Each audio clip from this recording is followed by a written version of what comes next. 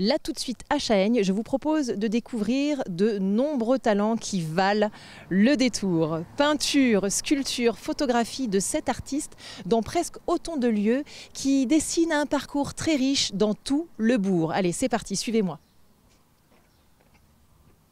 Eh bien, nous venons d'arriver à Chaëgne. Je viens de retrouver Christelle Fournier. Christelle Fournier qui est donc membre de l'association Culture et Loisirs, Chaëgne Culture et Loisirs, et qui est aussi, donc, qui est responsable de la commission pour cette exposition, n'est-ce pas? Oui, alors je fais partie de la commission. Je suis une des responsables. Voilà, donc bienvenue à Chaëgne. Donc c'est la 21e édition de cette exposition qui autrefois s'appelait Tout Chaëgne en peinture et qui maintenant s'appelle Chaëgne Art Découverte parce qu'en fait, il n'y a pas que de la peinture. Par exemple, ici, vous êtes dans une salle dans laquelle il y a des photographies et des sculptures. Donc nous avons 2 artistes du Mans, ou sartois en tout cas, Laurent Delhaye, donc les photographies de Laurent Delhaye, avec une série qui s'appelle Homo Animalis.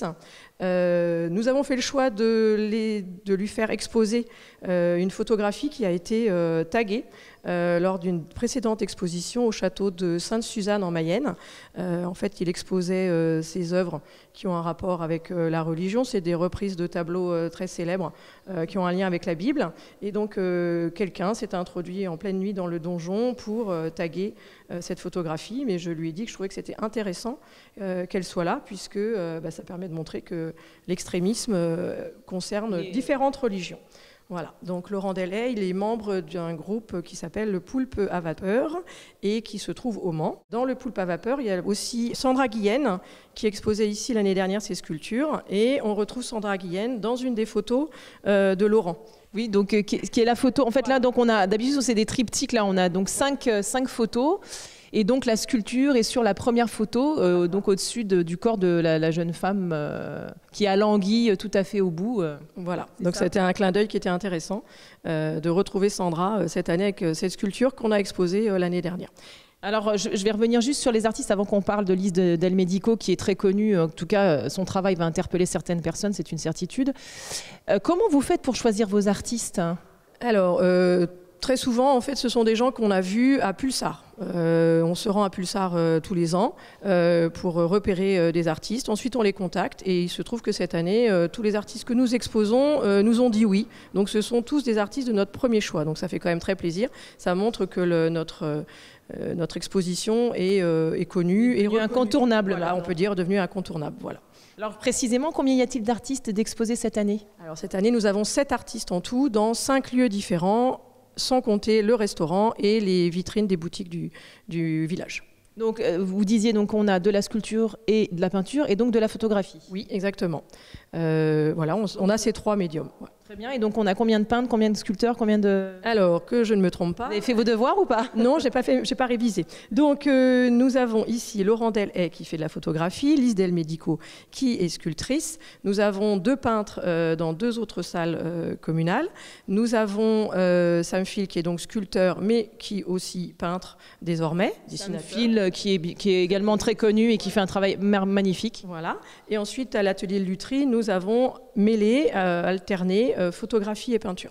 Fantastique, ça donne envie tout ça. C'est un joli parcours très riche au sein du bourg. Voilà, un des arguments, c'est que les gens, quand ils viennent, ne viennent pas que pour une seule salle ou un seul artiste et ils peuvent largement passer au moins 2 heures dans le village. Oui, c'est un voyage, c'est une promenade artistique que vous proposez.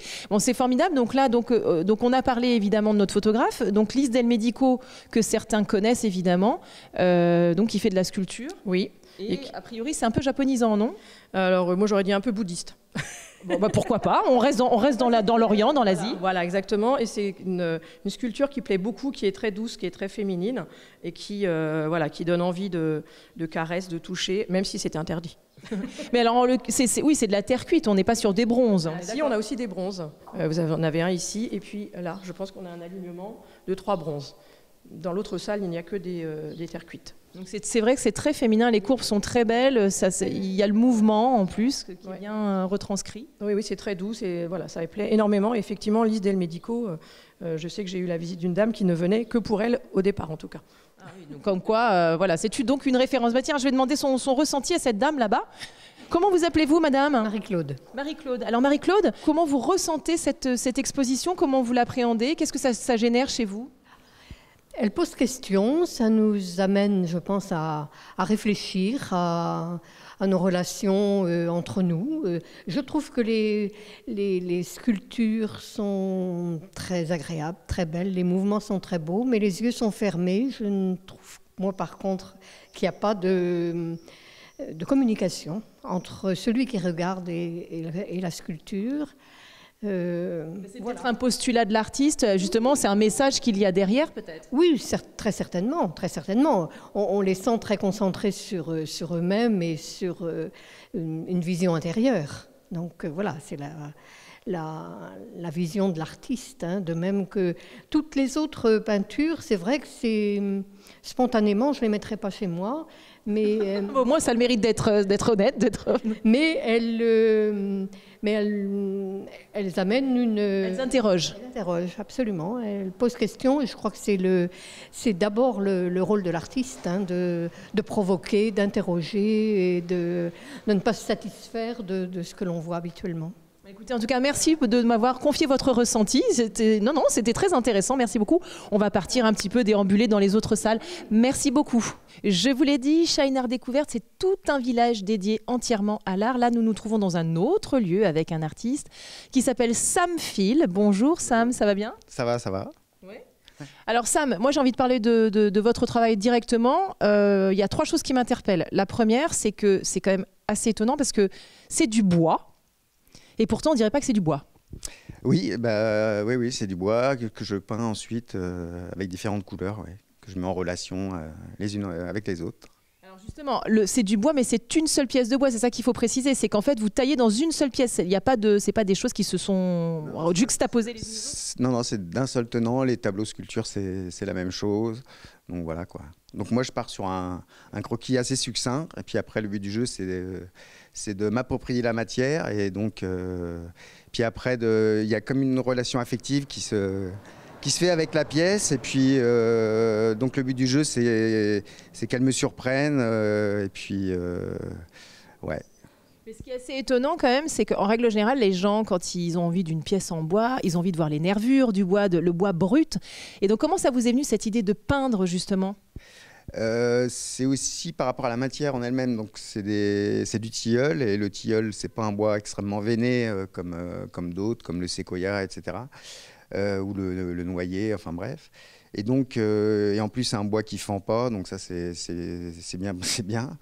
Et puis ça se prête bien à la peinture, quoi. Et comme moi, je voulais aussi ajouter de la couleur à mes sculptures, c'est-à-dire donner de la vie finalement, encore ouais, plus. Donner de la vie, et puis surtout en rajouter par rapport au message inhérent à la pièce réalisée, en fait. Et par exemple, cette pièce-là, quel est-il le message ? Alors le message, en fait, oui, c'est ça. Alors une sculpture, en même temps, c'est pas un objet, c'est pas une image, c'est pas, ça se lit pas comme on lit un texte. Donc toutes les formes, ça fait référence à plein de choses différentes. Devant une sculpture, il y a la vue, donc qui est saisie à distance. Il y a au niveau des sens, donc il y a donc l'envie de toucher qui est attirance au dedans, quoi. Enfin, et puis il y a aussi l'ouïe quelque part si vous voulez, en phénomène de résonance entre les creux, les bosses, les pleins, les vides. Et donc tout ça, c'est assez troublant quelque part. Et donc même les artistes, en général, ils ne savent pas spécialement ce qu'ils mettent dans la sculpture. Et c'est ça en fait le but du jeu de la création, c'est finalement d'aller au-delà même donc du croquis succinct que je peux faire au départ. Et donc de vous laisser porter, de vous laisser... Ouais, c'est ça, ouais, de faire corps avec la matière, et puis voilà. Mais ce qui est assez étonnant, alors justement, puisqu'on va parler des formes, moi ce qui m'interpelle, c'est à la fois que ce soit du bois dans une seule pièce, puis que ce soit peint, mais aussi donc effectivement ces formes. Comment vous arrivez à obtenir dans une seule pièce de bois, puis c'est du bois, des formes aussi, je sais pas, c'est des courbes, c'est incroyable. Oui, ouais, c'est ça. Après, Par exemple, une pièce comme celle-ci, c'est un travail de combien de temps ? Ouais, c'est 200-300 heures, et encore, celle-là, elle n'est pas tout à fait terminée d'ailleurs. Et quand on voit des grands formats comme ceux-ci, là, ceux qui sont derrière nous ? Ouais, ça prend pas plus de temps quelque part. Hein, parce non, plus on fait des pièces petites... Il y a du détail, plus c'est complexe en fait. Plus c'est complexe, ouais. Surtout que bon, le bois, ça se travaille pas vraiment dans tous les sens. Il y a la fibre du bois, il y a pas mal de choses, pas mal de complexité, quoi. Ouais, mais c'est ça l'intérêt, quoi. Mais le rendu est incroyable. En tout cas, ce grand format derrière, on a l'impression que c'est du métal presque. On pourrait penser que c'est un bronze. Ah oui, mais non. Mais non, c'est donc du bois. Et C'est du séquoia qui est bien patiné, on va dire. puis vous avez quand même inventé un genre, parce que le tableau sculpture en bois, ça c'est du jamais. C'est vraiment la marque de Sam Phil. Ouais, je ne sais pas si j'ai inventé grand-chose, mais moi j'essaye de faire mes propres créations. Voilà, quoi. C'est ça. En tout cas, bravo, c'est magnifique. C'est un travail absolument splendide. On l'a dit tout à l'heure, les œuvres sont également exposées chez les commerçants. Et là, on est chez Florent Demar. Bonjour. Ça va bien ? Bienvenue au Silex, oui, tout à fait, ça va bien. On est là pour parler des œuvres, donc c'est notre attrait et on a aussi un vrai plaisir à pouvoir accueillir des artistes locaux et mettre en avant le travail comme le fait la Chahignotte et l'association Culture Loisirs de Chahignes. Il paraît qu'on mange en plus très très bien chez vous. Donc on peut admirer de belles œuvres et bien manger. C'est bien ça. C'est ça, tout à fait, on peut faire les deux. Bon, mais le silex, il paraît qu'il faut réserver très en avance. Ouais, il vaut mieux réserver en avance, voilà, que ce soit le midi ou le soir, en semaine ou le week-end. On a une petite capacité, donc il vaut mieux s'y prendre en avance. Bon, très bien.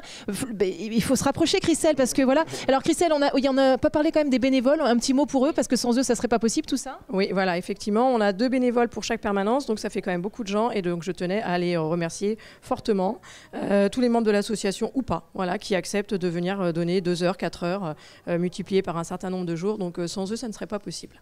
C'est formidable. Et donc l'expo se termine le lundi de Pentecôte. Donc il reste, alors c'est ouvert le week-end, 10h30, 12h30, 14h30, 18h30. Ça fera donc, il restera samedi, dimanche et lundi prochain. Formidable. Mais écoutez, en tout cas, venez-y parce que c'est vraiment très très beau. Il y a plein de choses à découvrir. Un endroit où se sustenter formidable, le silex. On vous quitte déjà, je suis désolée, mais là on file à Beaumont-Pied-de-Bœuf maintenant. Très bien. Nos amitiés à Beaumont-Pied-de-Bœuf.